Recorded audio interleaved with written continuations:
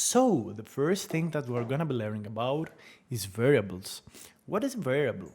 A variable is a data structure, or let's say something that you can use to store information. You can store numbers, letters, logical values, even functions and objects and dictionaries and whatever you want. You can pretty much store everything in a variable. So, simple variable types. We have an integer. An integer is just a number with no decimal points. Then we have a float number, which is a number with decimal points. Then we got strings. What is a string? It's you can think of it like text, and you use double or single question marks.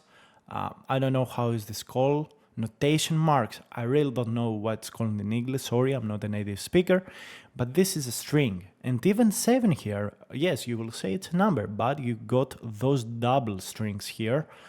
So that denotes that it is a string. And when we got booleans, which is true or false, so you can do logical operations with booleans. And finally, we got the non-type. The non-type is just a non, and we usually use this for solving problems and doing some dynamic stuff. So how you initialize a variable? You do x equals 1. Python can be a very good calendar. You can do 1 plus 2, which is amazing. So let's say that I want to store the value of 1 plus 2. I can do this. I can write a variable, which I will define as a name a equals. So this is how you store a value in a variable. You do variable equals something else. So after that, we can just see that a has inside of it stored the value of 3.